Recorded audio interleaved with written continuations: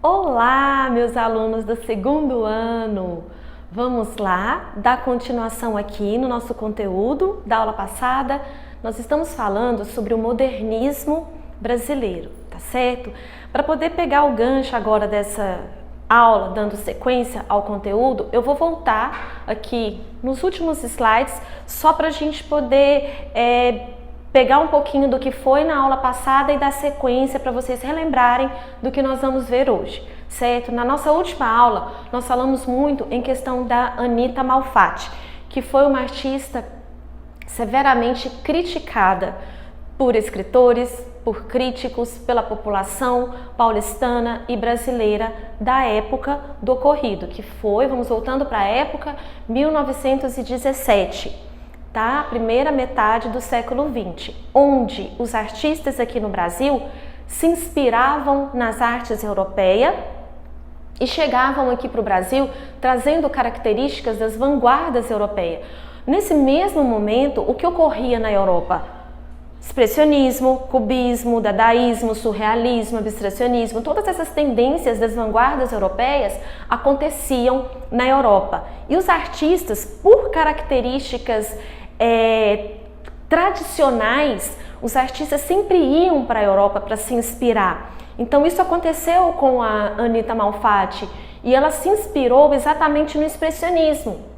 O expressionismo, como o quadro que a gente está vendo aqui dela, ele não tem por característica técnica ser um quadro agradável, bonito de se ver. A gente não tem que procurar, quando avaliar, analisar um quadro expressionista, a gente tem que procurar ver o contexto da época, as características técnicas e não somente a beleza, porque ele não procura mostrar o belo, ele procura mostrar sentimentos, ele expressa sentimentos, expressa emoções, nem sempre positivas. Normalmente é o medo, é o pavor, é o pânico, é o desespero que os artistas procuravam representar em seus quadros. Por esse motivo não era um quadro considerado belo, né, ou agradável de se ver.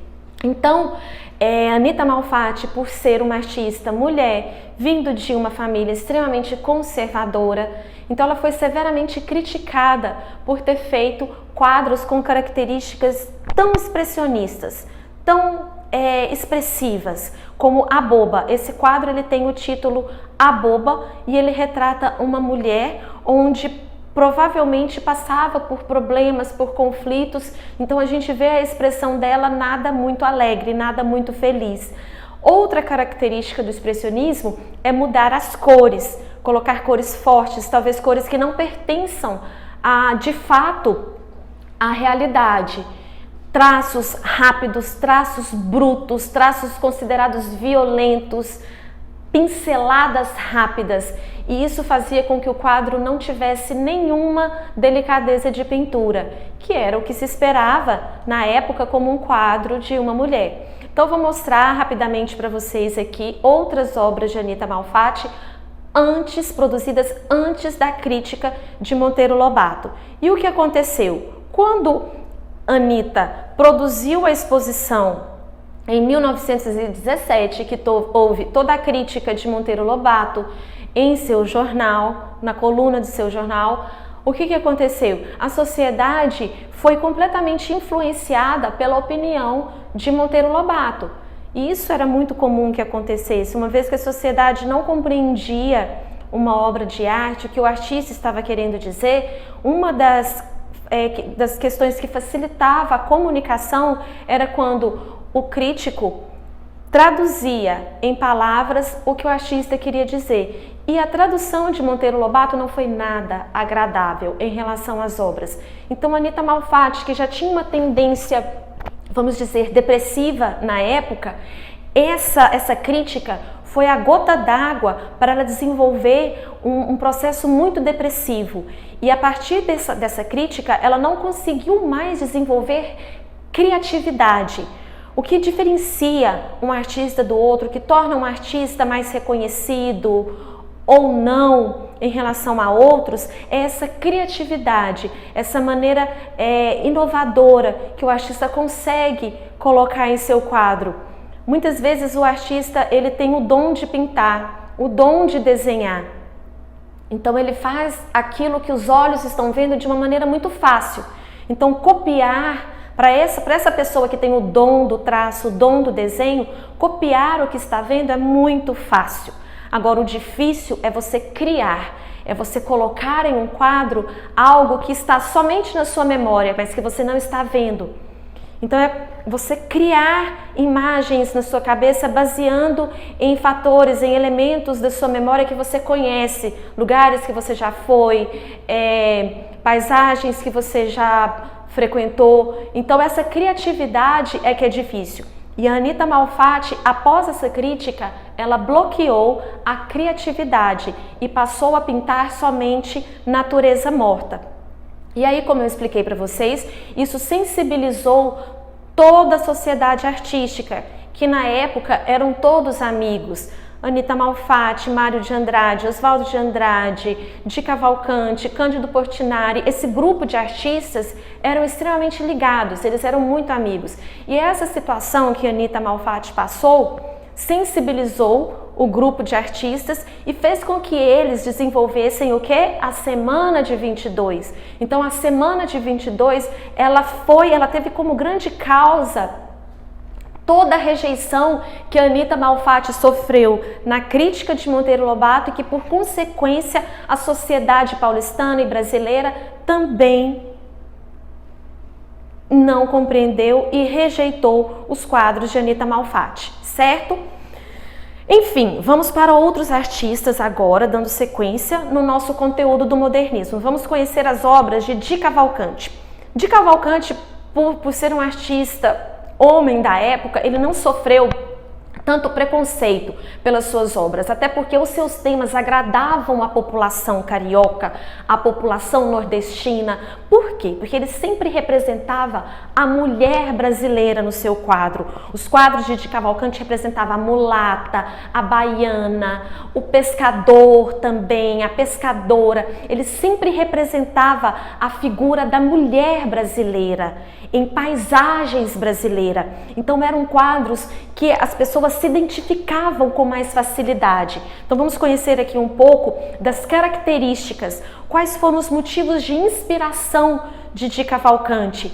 Ele buscou a referência das vanguardas também no expressionismo e também no cubismo. Mas o que contribuiu por uma aceitação maior de seu trabalho foram os temas brasileiros, como por exemplo o samba, festas populares, operários, favelas, protestos sociais, o cenário geográfico brasileiro das praias, a estética que abordava a sensualidade tropical do Brasil, enfatizando diversos tipos da mulher brasileira. Ele usou cores brasileiras. Então tudo isso veio a contribuir.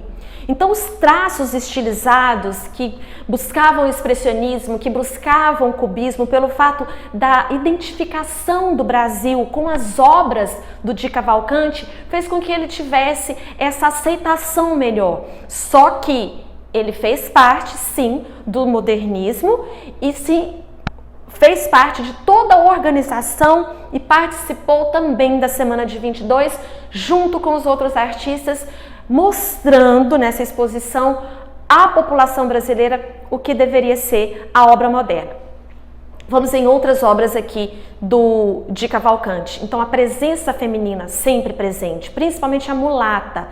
Sempre ele procurava colocar proporções exageradas na sua representação da figura humana, tanto do homem como da mulher. Nada era cópia da realidade. Então eram figuras bem estilizadas, colocando exagero nas suas formas.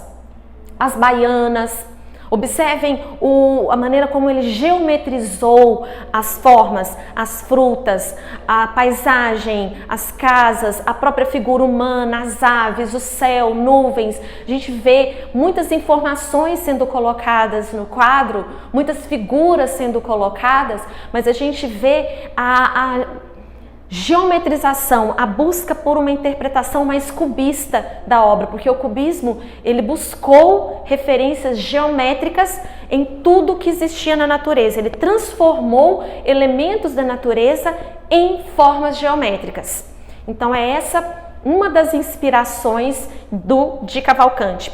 Cores fortes, cores muito vivas, como eu disse, traços geometrizados. Observem, gente, sempre a presença feminina, temas populares brasileiros, paisagens brasileiras. Esse é um dos quadros mais importantes da carreira de Di Cavalcanti, um dos mais marcantes, que ilustram livros e que também faz parte de muitas questões que eu gosto de trabalhar no ensino médio, que são questões de Enem. Esse quadro ele já foi cobrado algumas vezes em questões de Enem, em questões de vestibulares, sempre fazendo essa referência de modernismo, cultura brasileira, referência da cultura brasileira e de que forma ele colocou a cultura das vanguardas, as técnicas das vanguardas em um contexto brasileiro nos seus quadros. Dando sequência, e vamos para um outro artista, chamado agora Victor Brecheret. Esse artista, ele se enquadrou mais na área da escultura, certo? Suas esculturas também buscavam pela geometria da forma. Das suas obras mais conhecidas é o Monumento das Bandeiras, que se encontra no Parque do Ibirapuera, em São Paulo. Nesse momento em que nós estamos vivendo hoje, dessa pandemia toda, houve até um protesto em São Paulo recentemente, utilizando essa escultura, onde outros artistas contemporâneos, lógico com a permissão do Parque do Ibirapuera, colocaram máscaras em todas as pessoas nessa escultura. Então, assim, foi uma maneira de chamar a atenção da população para o uso das máscaras, do cuidado, enfim, trazendo referência de uma escultura feita um século atrás, aos dias de hoje, que é uma situação geral que o mundo todo passa. Enfim, falando das obras, então, das características de Victor Brecheret, como eu expliquei, ele geometrizou as formas, assim como muitos artistas modernistas que não faziam a cópia fiel da realidade. Sempre lembrando que o modernismo ele veio exatamente para isso, para romper com as características do passado, para romper com as características que eram consideradas cópia fiel da realidade. Então, a partir do momento que o modernismo pregou a sua nova arte, ele não voltou atrás. Então, toda a imagem da figura humana, paisagem, enfim, sempre levava para um lado mais de transformação da imagem, seja abstrata, geometrizada, mudando proporções, como o cavalo que a gente vê com formas completamente exageradas. Essa escultura ela é toda feita em mármore, granito, e se encontra então no Parque do Ibirapuera. É uma escultura gigantesca, uma pessoa com uma estatura mediana próxima a essa escultura não chegaria aqui à base dela. Então ela é bastante alta, ela tem aproximadamente de 5 a 6 metros de altura e no seu comprimento ela tem cerca de mais ou menos 15 metros, então ela é bem grande essa escultura. Outra escultura de Victor Brecheret. Então ele foi um artista que participou da Semana de 22 com trabalhos de escultura. Aqui vem colocando novamente para a gente as características do modernismo, que foi um esforço em busca de uma arte genuinamente brasileira, calcada nas tradições, na cultura e na religião brasileira. Então sempre colocando o povo brasileiro.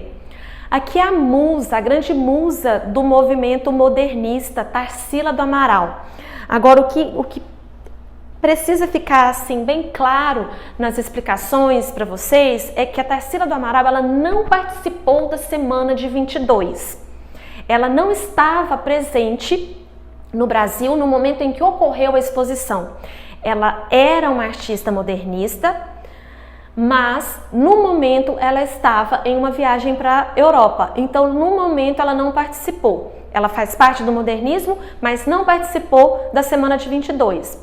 Duas artistas marcaram essa fase, que foi a Anita Malfatti e a Tarsila do Amaral, certo? A Anita com os quadros que geraram toda a polêmica e que desencadeou na Semana de 22 e depois, agora que nós vamos ver as características da Tarsila do Amaral. Vamos lá.